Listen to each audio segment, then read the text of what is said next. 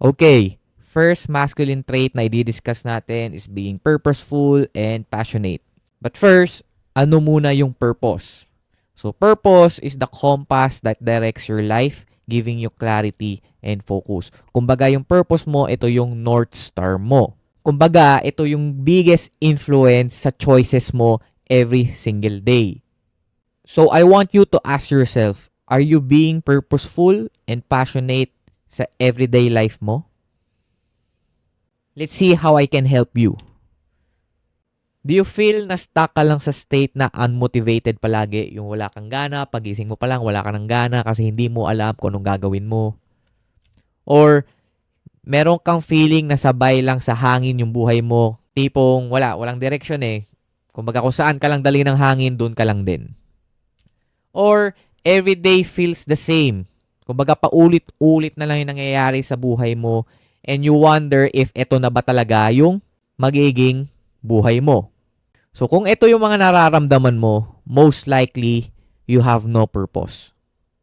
Kumbaga hindi mo pa nakikita yung purpose mo, you're not living your life purposeful and with passion. So without purpose, you feel lost, you feel unmotivated, kumbaga wala kang gana, and number 3, you feel unfulfilled. Hindi ka proud sa sarili mo. So purpose, hindi lang yan basta sa pagset ng malalaking goals. So this is about knowing why you do what you do every day. Kumbaga, ito yung nag-i-impluwensya ng decisions mo. Kung bakit ito yung naging decision mo, kung bakit ito naging choice mo, at kung bakit ito yung ginagawa mo. So bakit ba siya importante? Because purpose-driven men are more motivated, resilient, and energized. So kahit ano pang iba mong challenges yan, kung meron yung purpose, laging may spike ng motivation. Or kahit anong iba mong pagsubok, magiging resilient yan kasi alam niya na meron siyang purpose to fulfill. And syempre, he feels energized every single morning. Na-excite siya kasi alam niyang meron siyang i-conquer na purpose niya. Isipin mo, araw-araw gumigising kang motivated, resilient ka kapag may mga dumating na problema, paggising mo sa umaga, energetic ka agad. It's because you know kung saan ka papunta. Kasi noong unang panahon, men are naturally conquerors. Gusto natin lagi mag-conquer. Hindi tayo mapakali na nasa isang lugar lang. So we always seek challenge.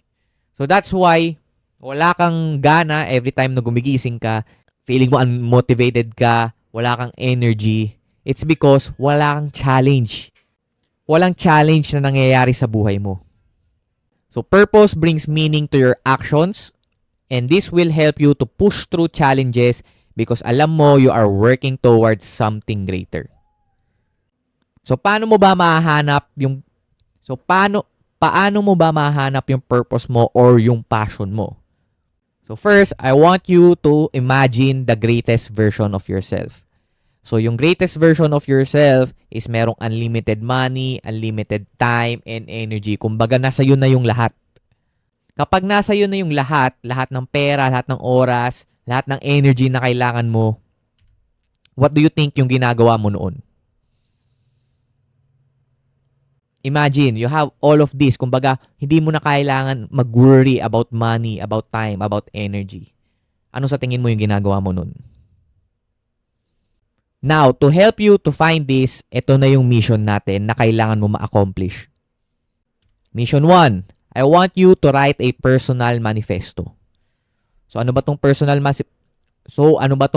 manifesto? Personal manifesto, ganito lang siya ginagawa. So, ask yourself, if I have a limited time, money, and energy, what I am, what I do, and what I have. So, sa what I am, ano ka ba?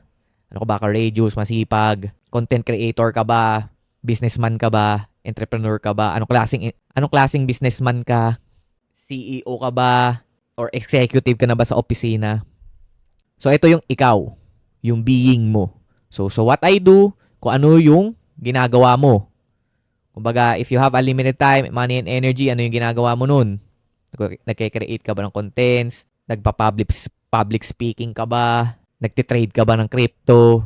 Nagbabuy and sell ng luxury cars? pumupunta sa iba't ibang beaches. Next, what I have, ano yung mga meron ka?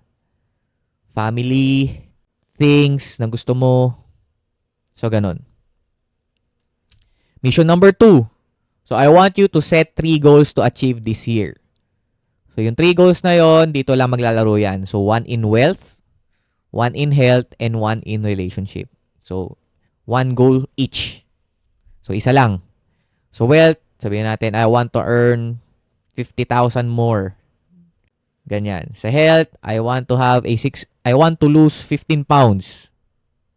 Sa relationship, ito any kind of relationship. A relationship sa sarili mo, relationship sa partner mo, or relationship sa spirituality mo. For example, kung single ka, pwede kang mag-set ng goal na I will go on a date. I will go on at least 1 date this year. So, pwedeng yun. So, mission number 3, I want you to create a vision board wallpaper. So, ano ba itsura nun? So, ito yung vision board. So, lagay nyo lang yung, kumuha kayo ng mga pictures, mga gusto nyong magkaroon. Yung have nyo, yung B, kung ano yung itsura nyo. Kung may 6-pack abs ba kayo, yun, pwede kayo mag-edit ng picture nyo. So, sa akin ito, inedit ko yung bank account ko, nilagyan ko 1 million pesos. Ayan, ito gusto ko ng bahay, gusto ko ng kotse, gusto ko ng relo, gusto ko pumunta ng Boracay. Ayan, may sarili akong opisina. Ayan. So, I want you to create a vision board and set it as your wallpaper. Okay? Now, for the challenge. Ang daily challenge natin is ganito. So, number 1, I want you to read your manifesto daily for 30 consecutive days. Walang palya. Challenge number 2, I want you to review your goals and vision board for 30 consecutive days. Walang palya. So, review, titingnan mo lang yung goals mo and also titingnan mo lang rin yung vision board mo. So, tip ko sa'yo, do this every morning before you do any work or house task. So, gusto ko pag-dilat mo pa lang, I want you to read your manifesto and your goals and your vision board. Para sa buong araw na yon, reminded ka na kung anong purpose at kung anong passion mo. Now, don't you worry kung hindi pa masyadong clear yung purpose o yung passion mo. I just want you to write it all. Lahat ng naiisip nyo. Kasi eventually, lilinaw din yan. Mahahanap mo din yan. Kasi for me, ganun din yung akin. Before, sobrang labo pa, sobrang dami ko pang gusto.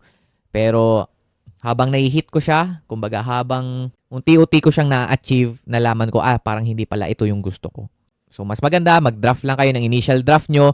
And then, if ever na gusto nyong palitan, pwede nyo naman siyang palitan. Alright?